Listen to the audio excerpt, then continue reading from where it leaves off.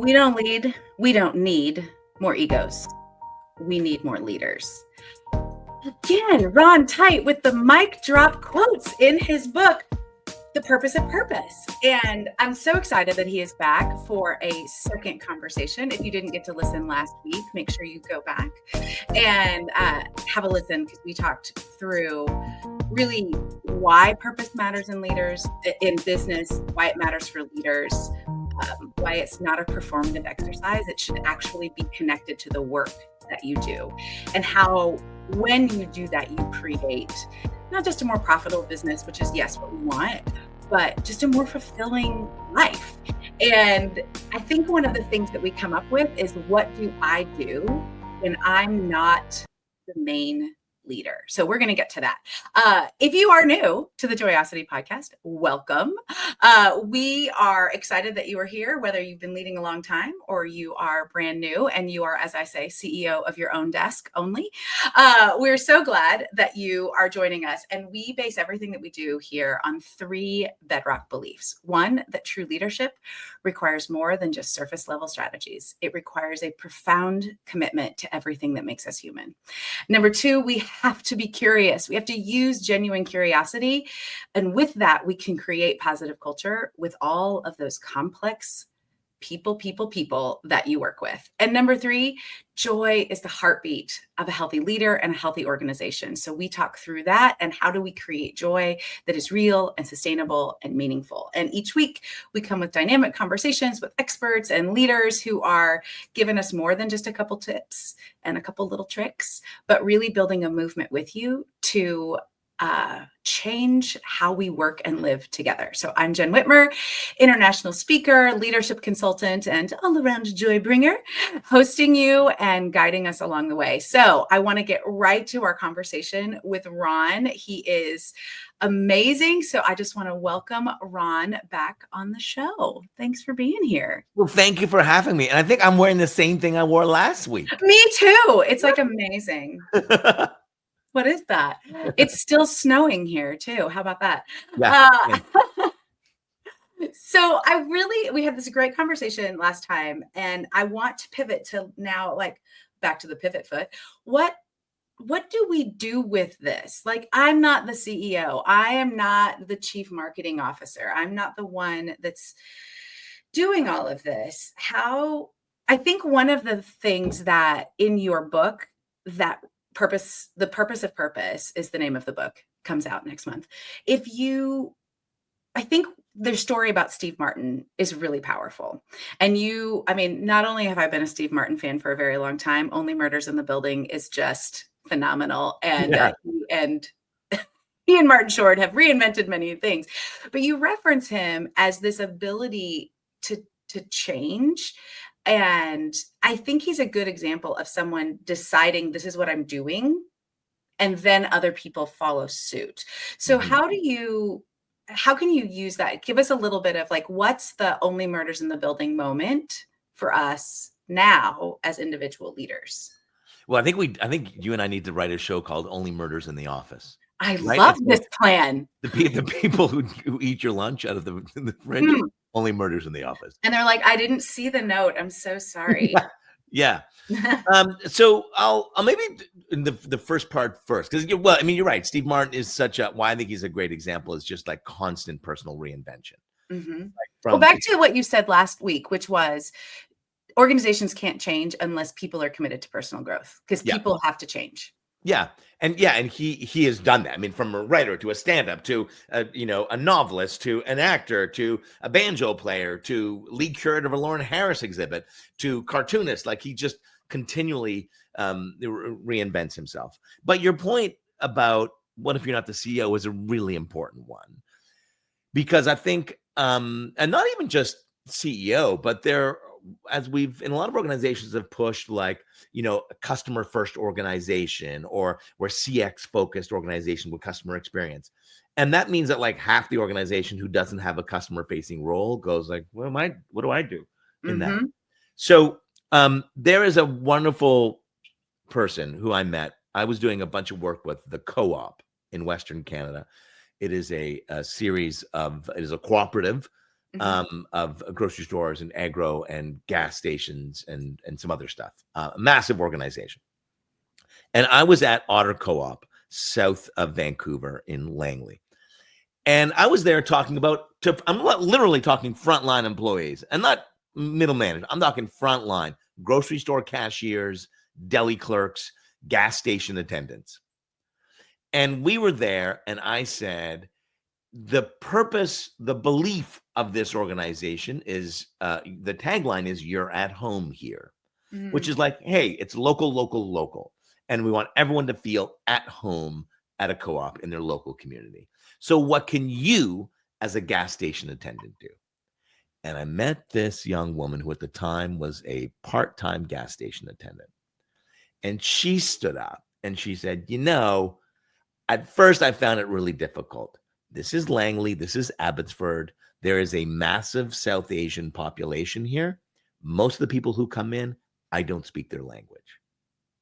And I found it really difficult to make people feel at home when I couldn't even connect with them on a language level. So this young woman, Adrienne, went out and on her own time and on her own dime, learned Punjabi. Amazing. And I think that's a hyper, Sure. I mean, that's amazing. And I know that not everyone's going to have the ability to do that. But what that shows is what everyone needs to do inside organizations, regardless of your level or your role, which is, one, I understand the purpose of this organization. I know what it means. Okay. Two, I know the very specific role and valued role I play in bringing that to life.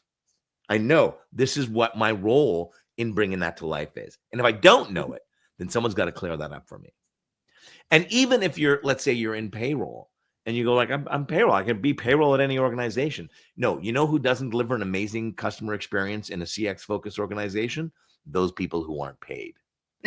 So yes, so if you're in payroll, you have a very specific role in bringing that purpose to life. Everybody does. And so if we can ladder it up to say, this is what or ladder it down, depending how you look at it. This is what the organization believes. This is what the organization holistically does to reinforce it. Okay, sales, what do you do? Oh, in sales, we also believe that, and we believe that we have a very specific role in bringing it to life, and this is what that role is as a department or as a business unit. And then individual people in sales can go, yeah, I'm a junior sales associate. This is my specific role in bringing that to life. And then we can look at what else could I do in my role to really bring and deliver on that purpose. And that's where true growth kind of comes in, as we start to look at the other things that we can do. And then we start to look at, what if I could do what I currently do more efficiently? Yeah. Or what if I could do it more effectively? Again, that's where growth comes in. Absolutely.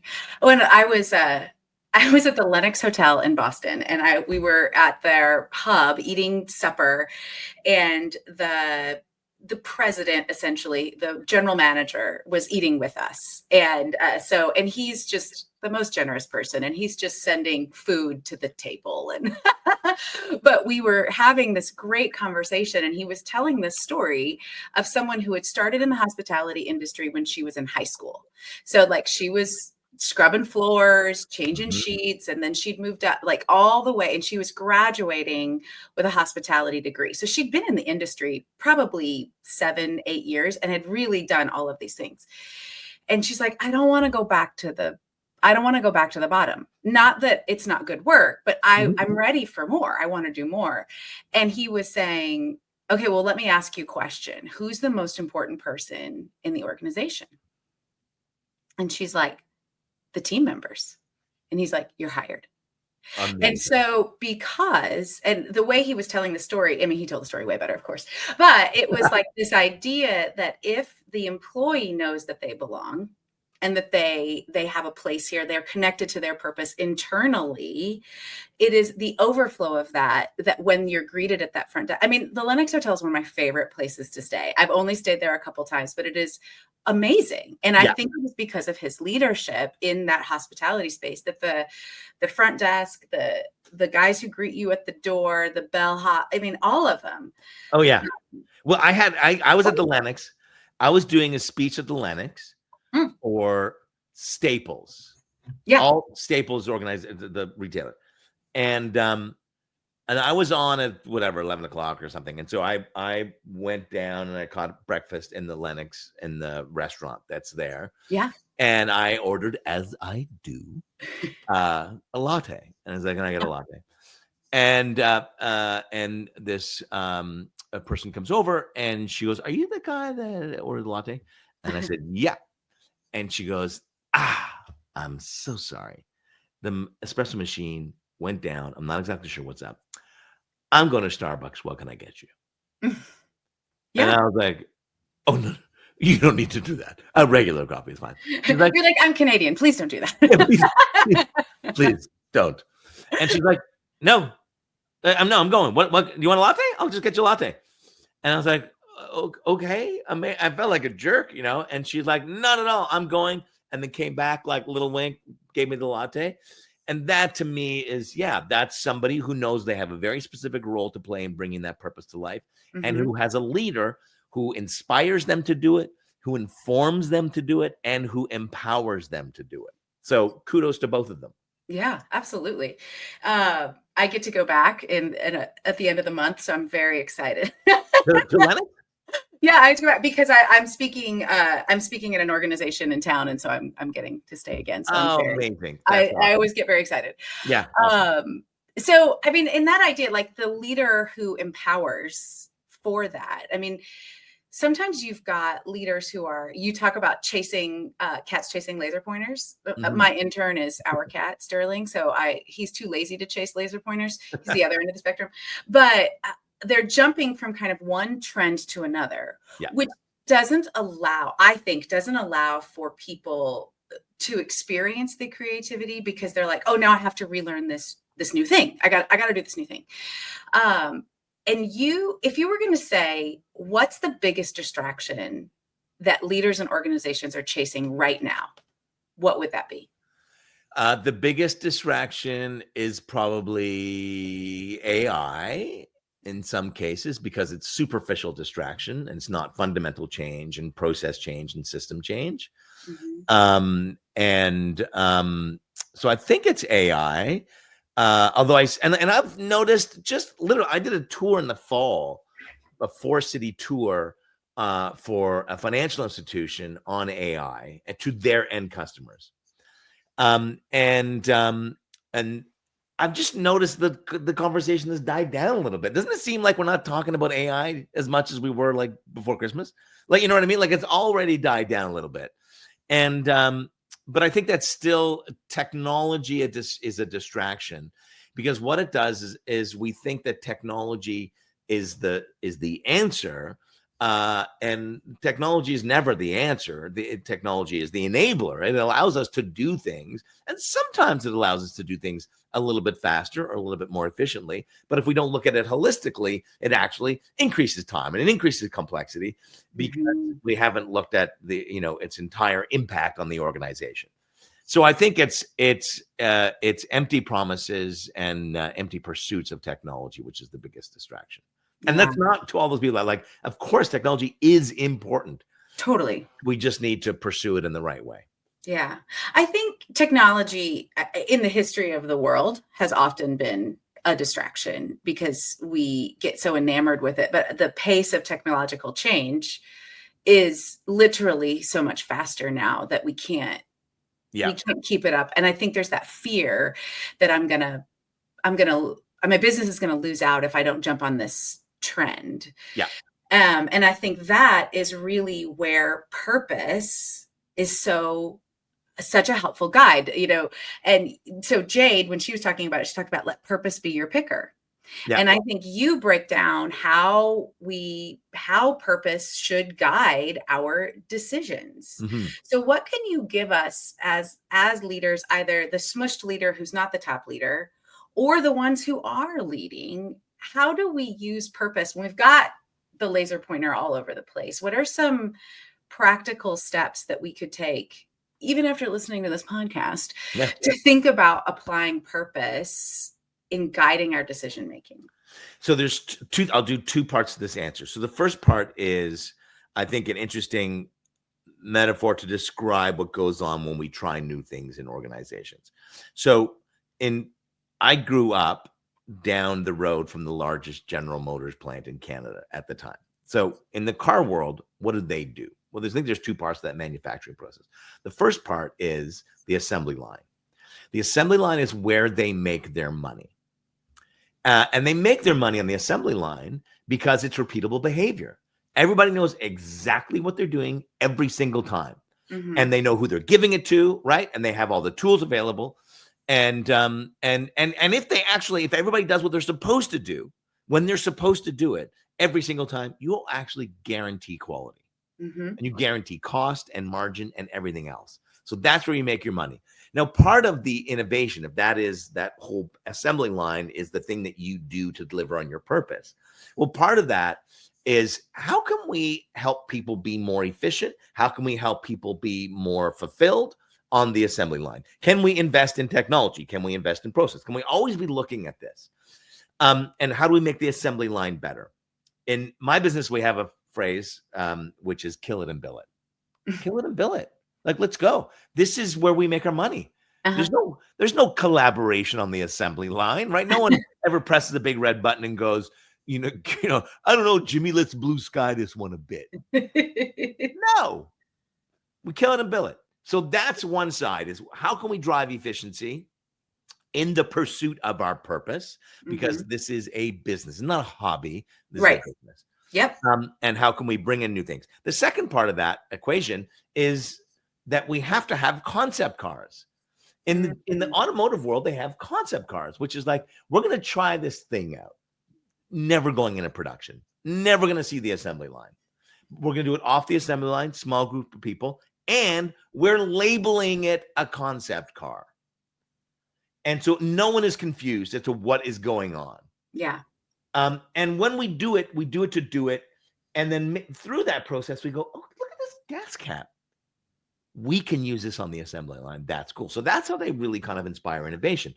What happens with a lot of leaders as they go, we're going to bring purpose in to drive new thinking and new growth, is that they apply concept car thinking to the assembly line. They come from a conference from hearing you and I speak, and they go, I got 25 ideas, and we're doing them all by Tuesday. And you throw them all into the assembly line, and it's absolute chaos. Costs go up, margins go down, fulfillment goes down. People are stressed. They don't know how they're being evaluated for success, all that. So we need to identify when we're trying new things and when we are making the assembly line efficient. If you look at Coca-Cola's marketing budget, typically the breakdown of the budget is 70% assembly line activities. We know the performance we're going to get. 70%. 20% is how can we drive efficiency and performance in the assembly line activities. And 10% is what are some wild, new, wacky things that we can do. So the first thing that I would do if I wanted to, as an organization or as a manager, is let's start with efficiency. What are we currently doing to deliver on the purpose? And how can we deliver in a more efficient way so we can save time and money and energy to pursue new things?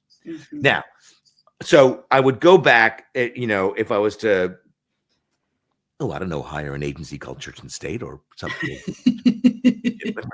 What I would do is I would say, let's just revisit purpose. And let's write our essential do. We believe this, so we do this by doing this. Can you answer that question? That's so good.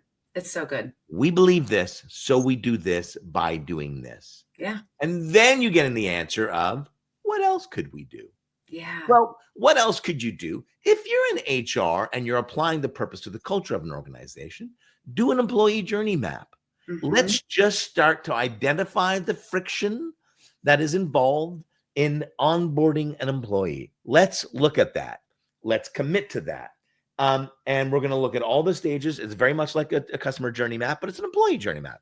If they want it, when they want to start working, where do they look? What are they searching for? What jobs are they looking for? How do we show up in that? Where's the friction? What are they feeling? How can we solve the friction? So how can we remove pain points at friction so that what we currently do delivers on the purpose? And what are some new activities that can help deliver on that purpose? And then prioritize it all. Yeah. You're going to have 50 ideas. Here are 50 things that we can do that are going to really deliver on our purpose that we've never done before. Great. You can't do them all. What's the biggest bang for your buck? What's the timeline of when you're going to start implementing those as concept cars? How are you evaluating the concept cars? And when you're going to come back to see what you're going to implement on a broader organization. Yeah. I think it's really that simple. It's so, it is that simple. We just, I think as humans feel this pressure. I think especially leaders feel the pressure to come up with the next new thing. Or you're people like me who is like, I could go in a brainstorm session all the live long day. Like I love ideation. I love option creation. It is so much fun. Now I too will eventually get bored if we're not doing anything with it. Yeah. But that is like some of my favorite things. We don't enjoy the tedium of trying and like that part is hard. But like you said, that's the part where it gets really good. I have, when I first started speaking, I came from the world of education and I was really great at delivering lessons. And you know what? Adults don't love a lesson in the same way that students do. And I had to learn how to write a keynote versus writing a lesson.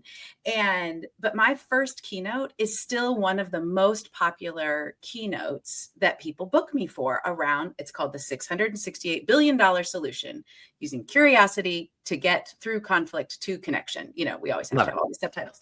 Yeah. But like, I know that when somebody books that, it is only going to get better because I have done it over and over and over again. And I used to, when I first started that process and I had someone tell me, this is how you do it. I was like, are you kidding me? I came from the world where I had to make 36 lessons a week. I had to write something new every week. But gosh, I also kept those lessons and they got better and better every year. And so I started like mind hacking myself of like, okay, it will be more fun because that's how I have to hack my own mind if I get better at this. And so like the honing of that, as long as it's connected to the purpose, does feel very meaningful. And I think we don't get bored as much. I think we're more afraid of the tedium. We're afraid of the boredom. We're afraid we're going to get caught behind. When we flip that, it's actually, that is how we get ahead. It's a faster groove. Oh yeah. It's when you find, you know, like, to go from a silver medal to a gold medal, you're shaving 1/100 of 1,000th of a second, you know, like you're not kind of reinventing a whole new way of doing things. You're getting down to really, it's really interesting because when I love speaking to different groups. And when I was last week in Vegas, I was at an arena, like it was massive. It's where the WNBA franchise plays. And someone said, like, well, do you get nervous about that? Like when it's that big, it was like 4,000 or 5,000 people. Like, and I said, no, I love it, but I don't love it for the way you think of like the size of stuff. I love it because it changes the dynamic of the speech. Same. And yes. it like, you know, Bill Clinton once said, you know, when someone asked what he learned from the world of jazz that helped him in politics, he said, what I learned is that when you're playing to 1 million, you play like you're playing to 1. And when you're playing to 1, you play like you're playing to 1 million. And so the fact that you can go out onto a stage with 5,000 people and realize no one's watching you on stage, they're all watching you on video. And they're only seeing this. So if I cock an eyebrow, everyone's going to see it. So you actually can play it small in a massive room. It's those subtleties that I love exploring and kind of really getting a handle on. So yeah, I agree with you. Yeah. And I mean, I just, you know, if you're listening, what is the thing that connects to your purpose that you like, ooh, if I did this over and over and over again, how much better could it get? Like, what's that for you at your desk in your team of 5 that you lead, you know, or maybe your department, if you're leading leaders, you know, like think about that. And as long as it's connected to purpose, it is going to change and transform what you do in such meaningful ways.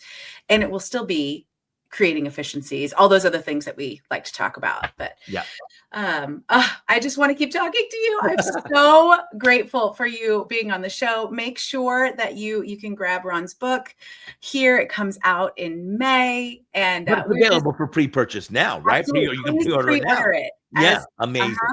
Yeah, my book's coming out in October. I'll be sure to let you know when you can order it, because pre-orders are fantastic. So grab it now. So it arrives, for you that day, sometimes even the day before, which is always exciting.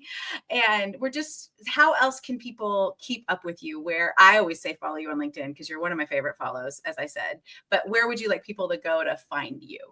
Yeah, you can go to rontite.com. You can go to LinkedIn. Yeah, wherever. You can Google me. There's a bunch of different stuff. Churchstate.com is the agency. But yeah, LinkedIn is where I hang out a lot. Great. Well, we're so grateful for your wisdom and expertise. Thank you for being on the show. Thanks for having me. And to everybody, thank you for watching and listening. Absolutely. Bye, everybody. So let me put my coach hat on for just a moment. Don't just leave this here. Take a moment. What did you learn? What's your next tiny action step? Share this episode with someone and tell them what you're going to do. Check the show notes for all the links and connect with us on LinkedIn and all the other socials, or just, drop me an email at Jenn, with 2 N's, at jennwhitmer.com. We want to keep this conversation going with you. I know your earballs have a lot coming at them, so thank you for listening to the Joyosity podcast and being a part of our community. Please take a moment to rate and subscribe. It helps more people join us in the movement to create positive culture with complex people. So work is a joy, people are whole, and organizations flourish. Can't wait for you to join us next week.